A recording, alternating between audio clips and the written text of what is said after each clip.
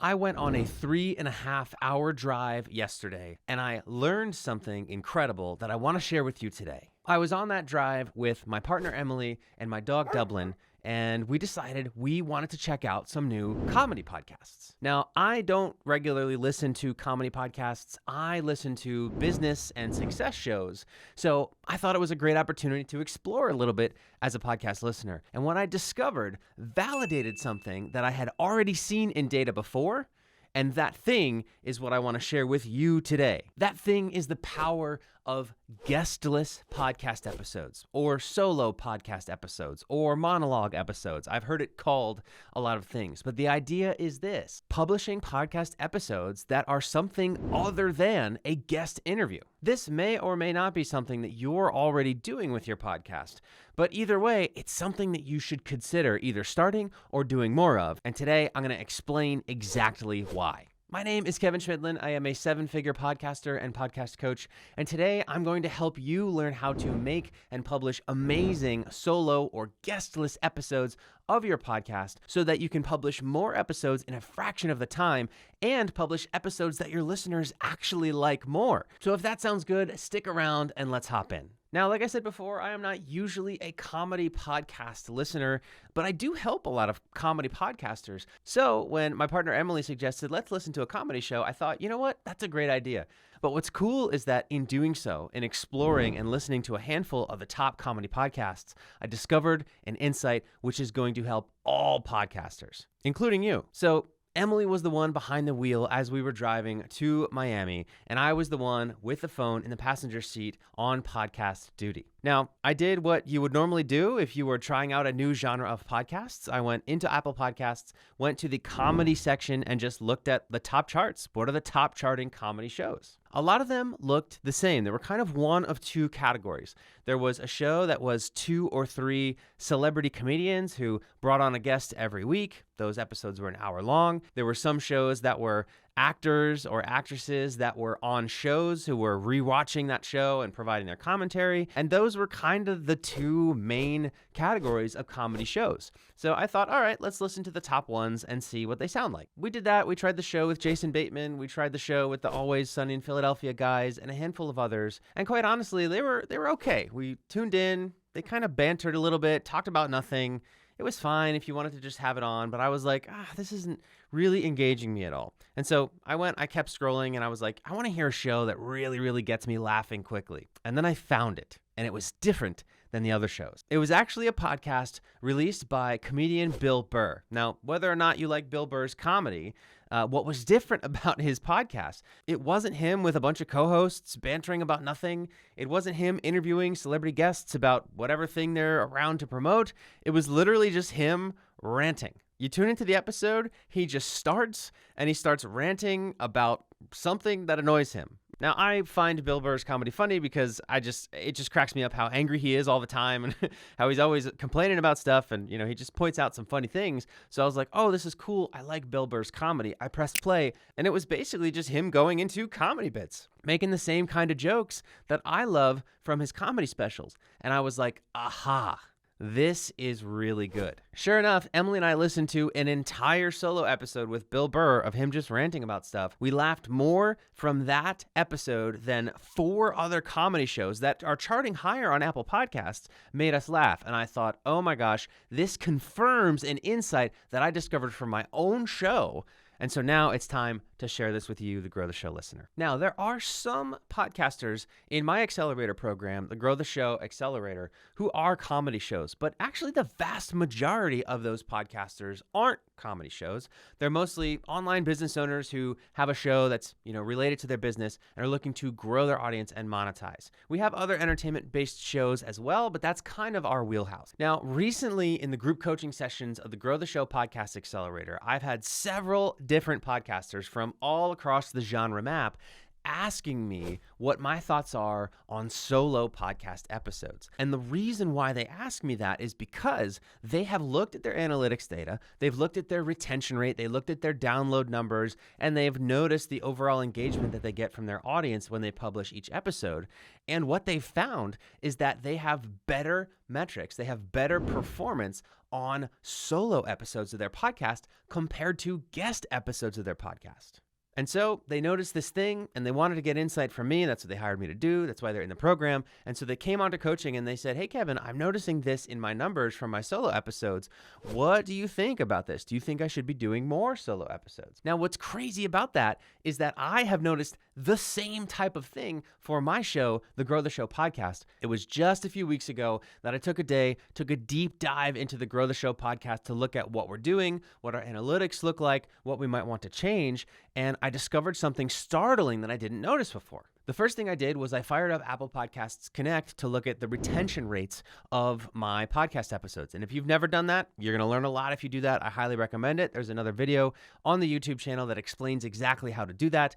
What I found is that the episodes with the best retention rate, meaning the episode that listeners stuck around for the longest, were the solo episodes. The episodes of my podcast where it was just me sharing some information rather than me bringing on a guest, interviewing them, and then presenting the interview. This was surprising to me because, podcasts are interviews. I thought that people would want more interviews with amazing people on the Grow the Show podcast. But what the retention rates indicated was that people were more interested and more engaged with the episodes where it was just me giving information. I thought, So I kept looking into the data, and then I started looking at the download numbers, and I saw another startling fact. Far and beyond, the lowest performing episodes of the Grow the Show podcast were all guest episodes. Now, the best performing episodes in terms of downloads were also guest episodes. So that doesn't mean that guest episodes are something that you should never do, but I still could not ignore the fact that the lowest performing episodes, both in terms of download numbers and retention rates of the Grow the Show podcast, were guest episodes. What's crazy about this, and what made me really go, oh my goodness,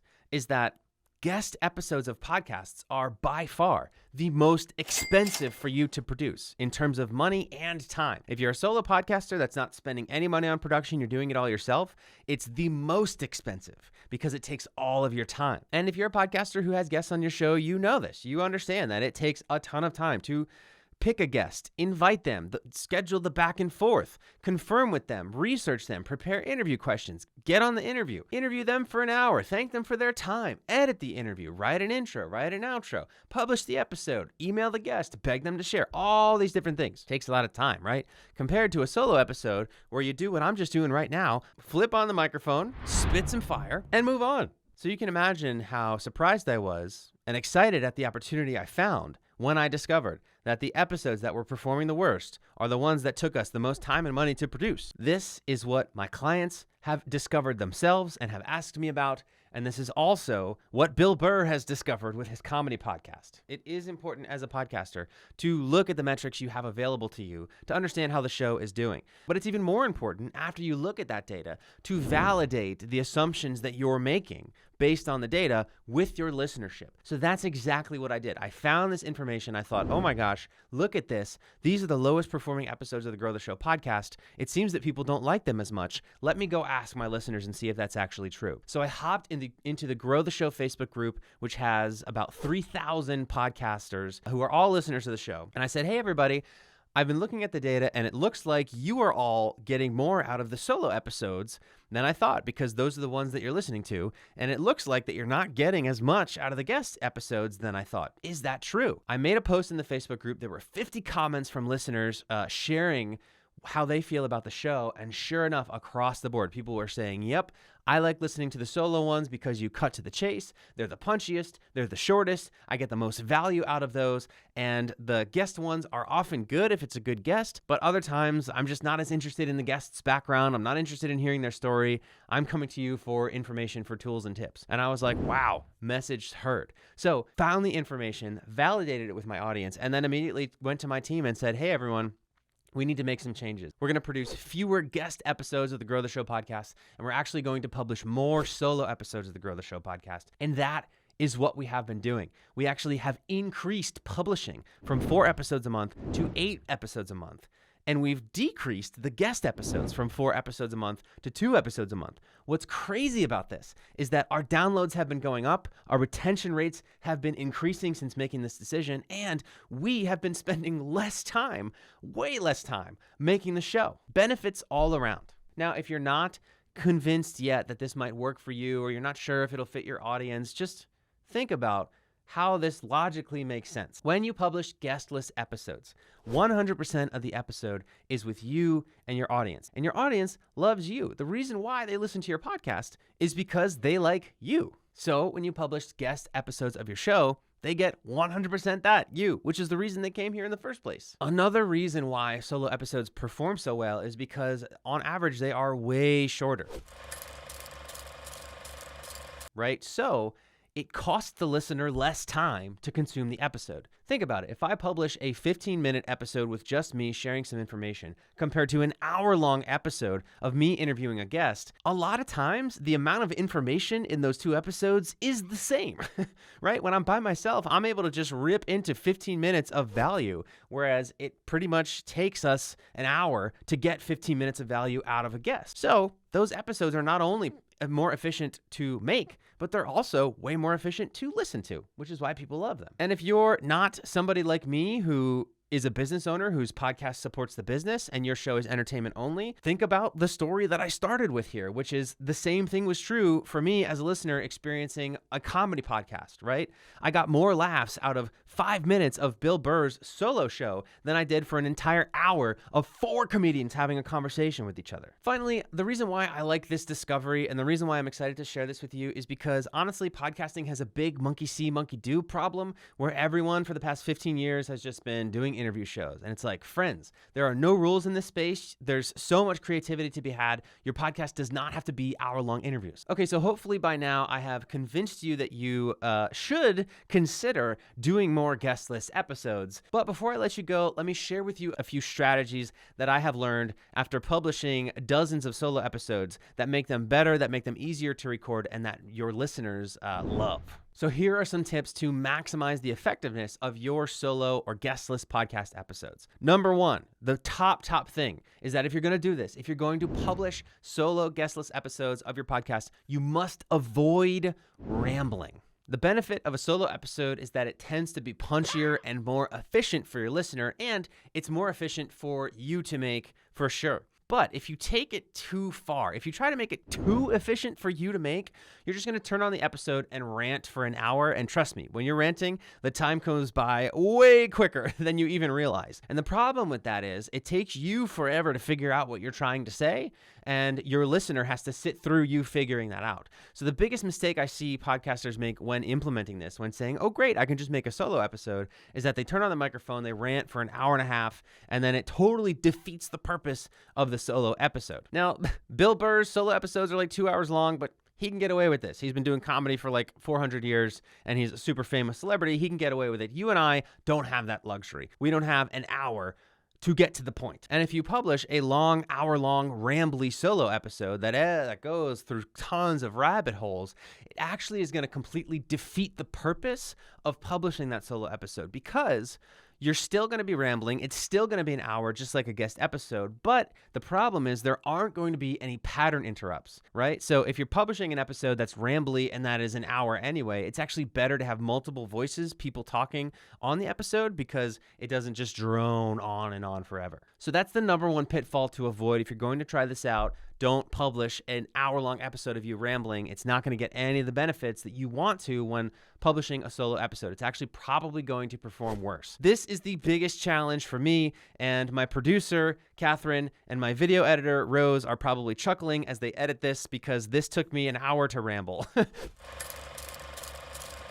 So I have trouble with rambling. I do it all the time. And so I have the benefit today of being able to turn on my microphone and ramble and have a team that can edit it down into something punchy that you can quickly listen and get value from. If you're solo and if you don't have a team yet, then you have to do things a little bit differently, which is totally fine. That's where I came from. I've done it before. And so if that's you, here's my next tip. Don't be afraid to edit your solo episodes, right? It's a lot quicker and easier for you to just talk into the microphone, pop the recording into Descript, which is my favorite and most highly recommended editing software. It'll create a transcript. You can quickly scan the transcript, cut out stuff that, the rabbit holes that you went down, the stammering that you did, times that you repeated things and started over. It'll take virtually no time. You can tighten things up, and then boom, you've got a really, really tight, great solo episode. If you want to check out Descript and give it a go, the link is in the description. My next piece of advice for you if you're creating solo episodes is to outline those episodes before you record,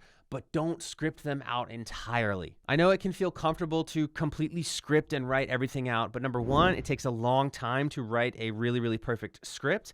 And number two, it's really hard to read that. You have to perform that script as if you're talking, right? You have to make it sound natural, because eyes process words differently than ears do. So something that is written and reads really well doesn't necessarily sound really great when you say it. And that's what's more important. And I'll tell you right now, as a listener, you can tell the difference between somebody who is reading something and is just totally droning it out, right? And they're reading what they wrote. And this is how they sound. It just puts you to sleep, right? And I'll take this a step further and say that podcasters who are really good at writing, like the written word, actually tend to struggle, in my opinion, when it comes to writing voiceovers, to writing solo episodes or intros or outros. And that's because they're very good at writing to be read, and they do that writing scripts, and it just doesn't sound good. These folks, because they're good at writing, get way too cute with wordplay, and they overdo the grammar, right? And they don't write stuff that people say. When you speak on your podcast, it needs to sound how people talk, not how people write or read. And it's also just really, really hard to read something and make it sound interesting. And as a listener, it is so hard to pay attention to somebody who is reading something. Imagine anytime you have seen someone read something compared to when they actually spoke. Like, my favorite analogy is speeches at weddings, right? The ones that are the hardest to listen to are the ones where the bridesmaid or the best man is like reading a script, reading a speech that they wrote on their phone, and they're just like, so-and-so, I didn't think that we would ever see this day. Compared to someone who's really loose, they've got maybe a couple notes, but they're kind of just riffing with the audience. Like, which one is better to listen to? You want to do that with your podcast solo episodes. Now, you'll notice with these tips that I'm giving you for creating great solo episodes that there is a bit of a paradox here, right? You want your solo episode to be focused and tight so that your listeners can get in, get the value, get the laughs, get the information, get the entertainment, whatever it is, and get out. But you also want to make it flow. You need to make sure that it sounds natural and not overproduced and overscripted, right? So, in my opinion, in order to do this right, you must choose one of two things. You can either to record riffing, rant, and then spend time or money for someone else's time to edit it later. Or if you don't want to spend the time to edit your solo episodes, you need to spend a decent amount of time ahead of time preparing what you're going to say and outlining what you're about to say and cutting things and maybe even rehearsing it so that you can keep things tight and make it sound natural. Overall, the message is not that you should just flip on the microphone, record something, and publish it every time. Some people can get away with that, but in my opinion, your odds of success will be greater if you spend a little bit of time on either end of recording to make things focused and tight. And then finally, the last thing and probably the most important piece of advice that I can give you about creating a solo episode and making them great is this. Always have a story